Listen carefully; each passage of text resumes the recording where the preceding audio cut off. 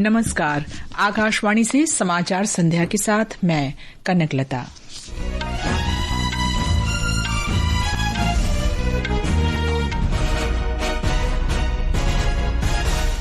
लोकसभा ने हानिकारक online money gaming सेवाओं पर प्रतिबंध लगाने वाले विधेयक को मंजूरी दी। संसद ने असम के गुवाहाटी में IIM स्थापित करने के लिए भारतीय प्रबंधन संस्थान संशोधन विधेयक पारित किया। लोकसभा ने गृहमंत्री अमित शाह द्वारा पेश किए गए 3 प्रमुख विधेयकों को संसद की संयुक्त समिति को भेजा। भारत ने मध्यम दूरी की बैलिस्टिक मिसाइल अग्नि 5 का सफल परीक्षण किया। छत्तीसगढ़ में 29 माओवादियों ने सुरक्षा बलों के समक्ष आत्मसमर्पण किया। अफगानिस्तान के हेरात में शरणार्थियों को ले जा रही बस के दुर्घटनाग्रस्त होने से 79 लोगों की मौत। और अनंतजीत सिंह नरूका ने कजाकिस्तान में एशियाई निशानेबाजी चैंपियनशिप में स्कीट स्पर्धा में स्वर्ण पदक जीता। और अब समाचार विस्तार से। लोकसभा ने ऑनलाइन गेमिंग संवर्धन और विनियमन विधेयक 2025 पारित कर दिया है। ये विधेयक ई-स्पोर्ट्स और ऑनलाइन सोशल गेम्स को प्रोत्साहित करने और हानिकारक ऑनलाइन मनी गेमिंग सेवाओं पर प्रतिबंध लगाने के बारे में है। विधेयक का उद्देश्य युवाओं और कमजोर वर्ग को ऐसे खेलों के प्रतिकूल प्रभाव से बचाना है।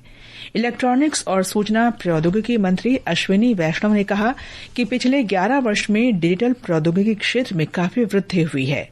श्री वैष्णव ने आकाशवाणी समाचार से विशेष बातचीत में कहा कि ऑनलाइन मनी गेमिंग समाज के लिए गंभीर चिंता का विषय है। मनी गेम्स के कारण ऐसे एक्सट्रीम केसेस कई सारे हुए हैं जिसमें युवाओं ने ऑनलाइन गेमिंग में बहुत सारा पैसा कमाने के बाद में सुसाइड की तरफ आगे बढ़े। वर्ल्ड हेल्थ ऑर्गेनाइजेशन ने तो इसको पब्लिक हेल्थ का एक बड़ा इश्यू माना है और डिसऑर्डर की तरह से उसको घोषित किया है। तो इस तरह की परिस्थितियों में जरूरी था कि एक ऐसा बिल लाया जाए जो कि समाज के लिए जो उपयोगी है उसको प्रमोट करे, एनकरेज करे और जो समाज के लिए हानिकारक है उसको रोके। श्री वैष्णव ने बताया कि विधेयक में 3 खंड हैं: e sports, online social games और online money games. Online gaming एक बहुत बड़ा सेक्टर बन के उभरा है। इस सेक्टर में 3 सेगमेंट है। पहला सेगमेंट है ई स्पोर्ट्स, दूसरा सेगमेंट है ऑनलाइन सोशल गेमिंग, तीसरा सेगमेंट है online money gaming. E sports में लोग एक टीम में खेलते हैं और अब ओलंपिक्स और एशियाड जैसे बड़ी प्रतियोगिताओं में भी ई स्पोर्ट्स की चर्चा होने लगी है। दूसरा ऑनलाइन सोशल गेम्स हमारे जीवन का एक अभिन्न अंग है और जिसमें समाज पे कोई नेगेटिव इम्पैक्ट नहीं पड़ता है उसको भी प्रमोट किया जाएगा।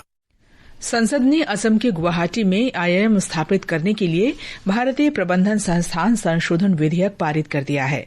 राज्यसभा ने आज इसे मंजूरी दी। लोकसभा ने विधेयक को कल मंजूरी दे दी थी। शिक्षा मंत्री धर्मेंद्र प्रधान ने कहा कि नरेंद्र मोदी सरकार नए संस्थान बनाने और देश के विद्यार्थियों को अवसर प्रदान करने के लिए प्रतिबद्ध है। ये विधेयक भारतीय प्रबंधन संस्थान अधिनियम 2017 में और संशोधन करेगा। श्री प्रधान ने बताया कि पिछले 11 वर्ष में उच्च शिक्षा पर बहुत ध्यान दिया गया है। पिछले 11 साल में देश में 8 पहले हमने बनाए थे IIM मुंबई तक। आज को मिला के ये नया 9वां IIM बन जाएगा मोदी जी के कार्यकाल में। पहले 13 IIM था 53 साल में और 11 साल में 9 IIM बने। ये एक अपने आप में एक स्टेटमेंट है। 2013-14 में समूचा 13 IIM में स्टूडेंट्स के नंबर था 3500। आज 24-25 में मैंने इसमें IIM गुवाहाटी आया ही नहीं। इसमें स्टूडेंट नंबर इज 9800। लोकसभा ने गृहमंत्री अमित शाह द्वारा पेश किए गए 3 प्रमुख विधेयकों को संसद की संयुक्त समिति को भेजा है। गृहमंत्री ने आज जम्मू कश्मीर पुनर्गठन संशोधन विधेयक, 130वां संविधान संशोधन विधेयक और संघ राज्य क्षेत्र शासन संशोधन विधेयक भी पेश किया। श्री शाह ने बिहार में विशेष गहन संशोधन प्रक्रिया को लेकर विपक्ष के विरोध के बीच ये विधेयक पेश किए। मैं इस बिल को संयुक्त समिति को सौंपने की दरखास्त करने वाला हूँ। इस पर संयुक्त समिति जो राज्यसभा और लोकसभा पक्ष और विपक्ष सभी सांसदों की बनेगी, जो इस पर विचार करेगी और आपके सामने लेकर आएगी। कांग्रेस, AIMIM और समाजवादी पार्टी सहित विपक्षी दलों ने इन विधेयकों को असंवैधानिक और संघीय व्यवस्था विरोधी बताते हुए इनका विरोध किया। संसद के दोनों सदनों की कार्यवाही आज भी मतदाता सूची के विशेष गहन पुनरीक्षण मुद्दे पर बाधित रही। लोकसभा और राज्यसभा की कार्यवाही कई स्थगनों के बाद कल तक के लिए स्थगित कर दी गई। वित्त मंत्री निर्मला सीतारामन ने कहा है कि वस्तु और सेवा कर जीएसटी में आगामी सुधारों से आत्मनिर्भर भारत बनाने में मदद मिलेगी। नई दिल्ली में जीएसटी परिषद की क्षतिपूर्ति उपकर, स्वास्थ्य और जीवन बीमा तथा कर दरों की तार्किकता पर गठित मंत्री समूह की बैठक में उन्होंने ये बात कही। आगामी जीएसटी सुधारों का उद्देश्य आम आदमी, किसानों, मध्यम वर्ग और मध्यम, लघु तथा सूक्ष्म उद्यमियों को अधिक राहत प्रदान करना है। राष्ट्रीय जनतांत्रिक गठबंधन एनडीए के उपराष्ट्रपति पद के उम्मीदवार सीपी राधाकृष्णन ने संसद भवन में अपना नामांकन दाखिल किया। इस अवसर पर प्रधानमंत्री नरेंद्र मोदी और गृहमंत्री अमित शाह सहित एनडीए गठबंधन के कई नेता उपस्थित थे।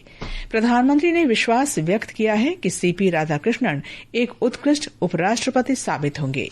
चुनाव 9 सितंबर को होगा। ये समाचार आकाशवाणी से प्रसारित किए जा रहे हैं। ताजा समाचार जानने के लिए आप हमारे social media handle X@IR News Hindi को फॉलो कर सकते हैं। समाचार संध्या में आपका फिर स्वागत है। भारत ने आज ओडिशा के चांदीपुर स्थित एकीकृत परीक्षण केंद्र से मध्यम दूरी की बैलिस्टिक मिसाइल अग्नि 5 का सफल परीक्षण किया। रक्षा मंत्रालय ने बताया है कि इसने सभी परिचालन और तकनीकी मानकों को पूरा किया। ये परीक्षण सामरिक बल कमान के तत्वाधान में किया गया। छत्तीसगढ़ में 10 महिलाओं सहित 29 माओवादियों ने आत्मसमर्पण कर दिया है। इन पर लगभग 55 लाख रुपए का इनाम घोषित था। राज्य सरकार की पुनर्वास नीति के अंतर्गत समर्पण करने वाले प्रत्येक माओवादी को 50-50 हजार रुपए की प्रोत्साहन राशि प्रदान की गई है। सरकार उन्हें कौशल विकास का प्रशिक्षण और कृषि भूमि देगी। सेना ने कुशल सहयोग, एकजुटता और आपसी समझ को बढ़ावा देने के लिए असम और मणिपुर के अधिकारियों के साथ ऐतिहासिक सहयोग की पहल की है। एक्सरसाइज समन्वय शक्ति 2025 का उद्घाटन आज असम के तिनसुकिया जिले के लाइपुले में किया गया। सेना और नागरिक एकीकरण अभ्यास का उद्देश्य एकीकृत और समन्वित दृष्टिकोण के जरिए क्षेत्र की गंभीर चुनौतियों का समाधान करने के लिए सुरक्षा बलों, सरकारी विभागों और नागरिक संस्थानों के बीच तालमेल को बढ़ावा देना है। भारतीय विशिष्ट पहचान प्राधिकरण ने निर्बाध आधार आधारित ग्राहक सत्यापन के लिए एक निजी उपग्रह आधारित इंटरनेट सेवा प्रदाता स्टारलिंक के साथ सहयोग किया है। इलेक्ट्रॉनिक्स और सूचना प्रौद्योगिकी मंत्रालय ने कहा है कि एक वैश्विक उपग्रह इंटरनेट प्रदाता द्वारा आधार प्रमाणीकरण का उपयोग भारत के डिजिटल बुनियादी ढांचे की विश्वसनीयता को दर्शाता है। ये सहयोग आधार पारदर्शिता और जवाबदेही सुनिश्चित करते हुए सेवा वितरण में नवाचार को सक्षम बनाएगा। ये समाचार हमारी वेबसाइट www.newsonair.gov.in और हमारे न्यूज ऑन एआईआर ऐप पर भी उपलब्ध हैं। ये आकाशवाणी है।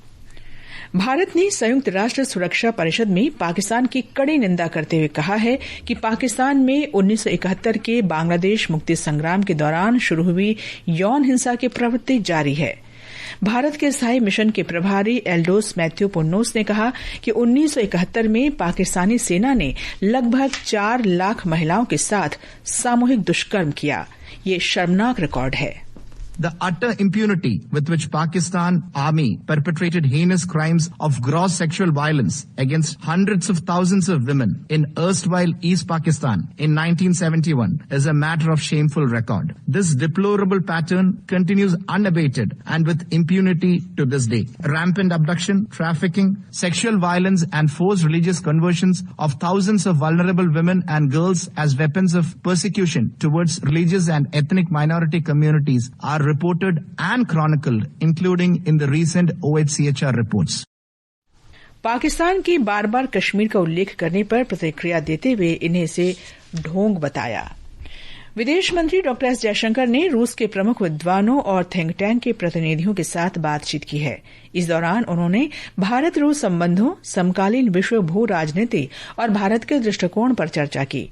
डॉ जयशंकर आज व्यापारिक, आर्थिक, वैज्ञानिक, तकनीकी और सांस्कृतिक सहयोग पर भारत रूस अंतर सरकारी आयोग के 26वें सत्र की सह अध्यक्षता भी करेंगे।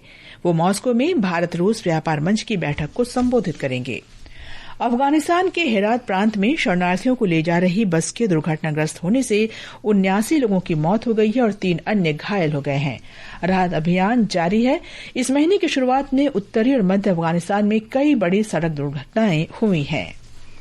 डिजिटल B2B मार्केटप्लेस विश्व दृश्य श्रव्य और मनोरंजन शिखर सम्मेलन बाजार वेव्स का शुभारंभ आज ऑस्ट्रेलिया के मेलबर्न में हुआ। मेलबर्न में भारतीय महावाणिज्य दूतावास ने बताया कि इस पहल से 50 से अधिक भारतीय और ऑस्ट्रेलियाई फिल्म निर्माता एक साथ होंगे। इस दौरान 465 से अधिक बैठकें होंगी। 8 प्रमुख उद्योगों के संयुक्त सूचकांक के अनुसार भारत के बुनियादी ढांचागत उत्पादन में इस वर्ष जुलाई में पिछले वर्ष की समान अवधि की तुलना में 2% की वृद्धि हुई है। इस्पात, सीमेंट, उर्वरक और बिजली सहित भारत के 4 प्रमुख क्षेत्रों में पिछले महीने सकारात्मक वृद्धि दर्ज की गई। इस्पात उत्पादन में 12.8%, सीमेंट उत्पादन में 11.7%, उर्वरक उत्पादन में 2% और बिजली उत्पादन में 0.5% की वृद्धि हुई है। कर्मचारी भविष्य निधि संगठन EPFO के इस वर्ष जून माह के रिकॉर्ड के अनुसार 21,89,000 सदस्यों को शामिल किया गया है, जो अभी तक की सर्वाधिक संख्या है। आंकड़ों के अनुसार 9.14% की वृद्धि दर्ज हुई है। अप्रैल 2018 में पेरोल डेटा ट्रैकिंग शुरू होने के बाद से अब तक की ये सर्वाधिक संख्या है। और अब आर्थिक जगत की खबरों के साथ हैं प्राची प्रिया। बॉम्बे स्टॉक एक्सचेंज का सेंसेक्स 213 अंक बढ़कर 81,858 पर बंद हुआ, जबकि नेशनल स्टॉक एक्सचेंज का निफ्टी 70 अंक बढ़कर 25,051 पर बंद हुआ। BSE के मिड कैप सूचकांक में 0.4% और स्मॉल कैप सूचकांक में 0.3% की बढ़त दर्ज की गई। मौसम विभाग ने कल गुजरात क्षेत्र में मूसलाधार वर्षा का रेड अलर्ट जारी किया है। विभाग ने कहा है कि कल सौराष्ट्र और कच्छ में बहुत तेज वर्षा के साथ कुछ स्थानों पर अत्यधिक तेज वर्षा होने की संभावना है। 2 से 3 दिन तक महाराष्ट्र और देश के उत्तर पूर्वी हिस्सों में अलग अलग स्थानों पर भी मूसलाधार वर्षा का अनुमान है। सौराष्ट्र और दक्षिण गुजरात में लगातार दूसरे दिन भी मूसलाधार बारिश से जनजीवन प्रभावित है। एक रिपोर्ट। बारिश से प्रभावित जिलों में 200 से अधिक गांवों में बिजली आपूर्ति बाधित हुई है। जलभराव के कारण 14 राज्य राजमार्ग समेत लगभग 240 सड़कें यातायात के लिए बंद कर दी गई है। दक्षिण गुजरात की सबसे बड़ी नदी कहलाती दमनगंगा नदी में भी जलस्तर बढ़ने के कारण नीचे वाले गांवों को सावचेत कर दिया गया है। आज पोरबंदर में बिजली गिरने से एक व्यक्ति की मौत हुई है। खराब मौसम के कारण अमरेली के जाफराबाद बंदरगाह पर 3 नंबर का सिग्नल लगाया गया है। इस बीच मौसम विभाग ने देवभूमि द्वारका के लिए रेड अलर्ट और सौराष्ट्र दक्षिण गुजरात के 10 जिलों के लिए कल के लिए ऑरेंज अलर्ट जारी किया है। अपर्णा खूंट, आकाशवाणी समाचार, अहमदाबाद। अनंतजीत सिंह नरूका ने कजाकिस्तान के शिमकिंट में एशिया निशानेबाजी चैंपियनशिप में पुरुष स्केट स्वर्ण पदक जीत लिया है। ये उनका पहला व्यक्तिगत स्वर्ण पदक है। सौरभ चौधरी और सुरुचि इंदर सिंह ने 10 metre air pistol mix team स्पर्धा में कांस्य पदक हासिल किया। हॉकी एशिया कप के लिए भारतीय पुरुष टीम की घोषणा कर दी गई है। हरमनप्रीत सिंह टीम के कप्तान होंगे। ये टूर्नामेंट इस महीने की 29 तारीख से 7 सितंबर तक बिहार के राजगीर में खेला जाएगा। अंत में मुख्य समाचार एक बार फिर। लोकसभा ने हानिकारक ऑनलाइन मनी गेमिंग सेवाओं पर प्रतिबंध लगाने वाले विधेयक को मंजूरी दी। संसद ने असम के गुवाहाटी में IIM स्थापित करने के लिए भारतीय प्रबंधन संस्थान संशोधन विधेयक पारित किया। लोकसभा ने गृहमंत्री अमित शाह द्वारा पेश किए गए गंभीर आरोपों के लिए गिरफ्तार मंत्रियों को हटाने के प्रस्ताव संबंधी प्रमुख विधेयकों को आगे की जांच के लिए संसद की संयुक्त समिति को भेजा। भारत ने मध्यम दूरी की बैलिस्टिक मिसाइल अग्नि 5 का सफल परीक्षण किया। छत्तीसगढ़ में 29 माओवादियों ने सुरक्षा बलों के समक्ष समर्पण किया। अफगानिस्तान के हेरात में शरणार्थियों को ले जा रही बस के दुर्घटनाग्रस्त होने से 79 लोगों की मौत। और अनंतजीत सिंह नरूका ने कजाकिस्तान में एशियाई निशानेबाजी चैंपियनशिप में स्कीट स्पर्धा में स्वर्ण पदक जीता। इसके साथ ही समाचार संध्या का ये अंक समाप्त हुआ। नमस्कार।